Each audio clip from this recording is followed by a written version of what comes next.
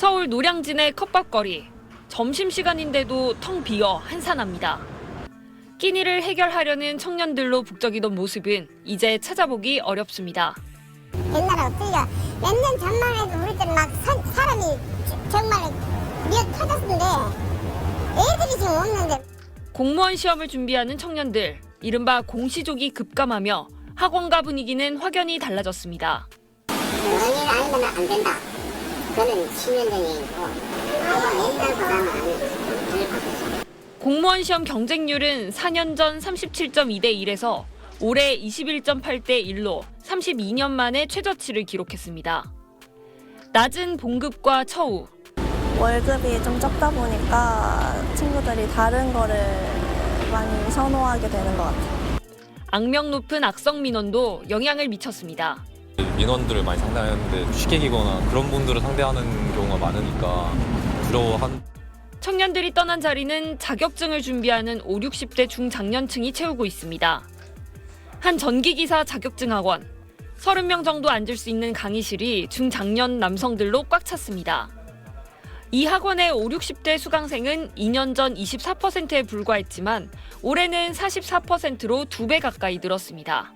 작년 퇴직을 했는데요. 건강 100세 시대에 어떤 라이센스가 평생 직업으로 메리트가 있는 것 같아서.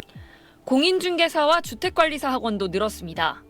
기대 수명은 늘어나는데 재취업은 쉽지 않고 자영업도 불황에 어렵다 보니 자격증에 기대를 거는 겁니다.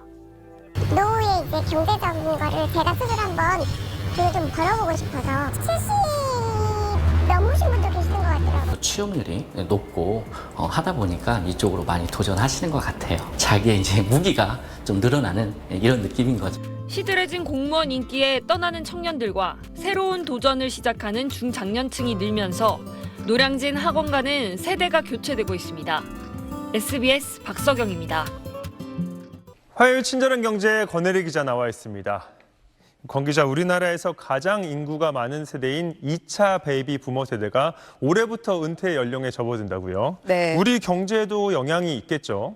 네, 이 그래프는 우리나라의 연령대별 사람 수를 보여주는데요. 한눈에 봐도 지금 50대와 60대 부근이 마치 쌍봉처럼 두 개의 봉우리를 이루고 있는 걸 보실 수 있습니다.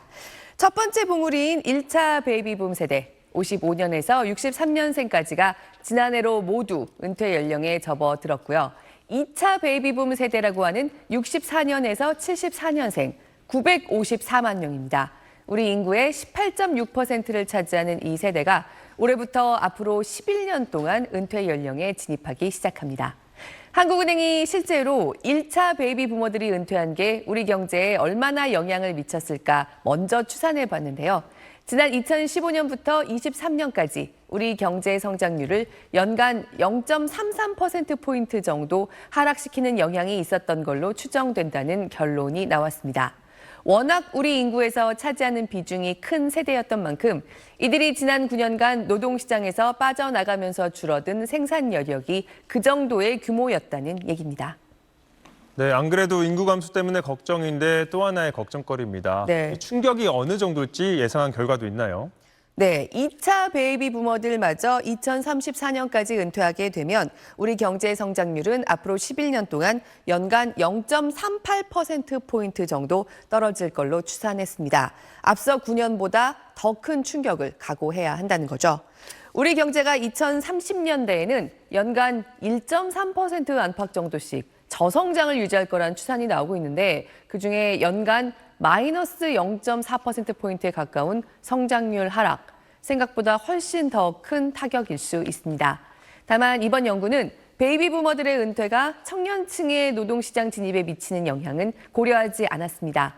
이런 대규모 은퇴의 충격을 우리 청년층이 얼마나 상쇄할 수 있을지 또는 청년층과 중장년층이 일자리를 두고 충돌할 수 있는 부분, 이런 거는 이번에 고려하지 않았다는 겁니다. 다만 청년층이 점점 줄어드는 우리 사회로서는 베이비붐 세대가 빠져나가는 만큼 노동시장이 채워지지 못하고 축소되는 모습으로 이어질 수 있고요. 청년층 한 명 한 명이 떠맡아야 할 부담도 커지는 게 사실 예정돼 있기는 합니다. 우리는 내년부터 초고령 사회, 5명 중 1명 이상이 65세 이상인 나라로 진입할 걸로 예상되는데요. 그때부터는 보시는 것처럼 일하는 사람들이 감당해야 할 노인 부양비 부담이 더욱 빠른 속도로 치솟게 됩니다. 일할 수 있는 노인들은 어느 정도 일을 계속하지 않으면 안 되는 사회 구조란 뜻이고요. 그래서 이번 연구처럼 베이비 부머들이 일을 떠나는 충격을 구체적으로 추산해 보는 게 필요한 겁니다. 네, 요즘 은퇴하고도 일하는 분들 많아졌다고 우리 친절한 경제에서도 전해드린 적 있잖아요. 네. 이 세대가 좀 더 일을 할 경우에 경제에도 보탬이 되겠죠. 네, 이런 분위기, 지금 같은 추세가 계속된다고 하면 앞으로 11년간 우리 성장률에 나타날 마이너스는 연간 0.38%에서 0.24%포인트로 줄어든다는 추산입니다.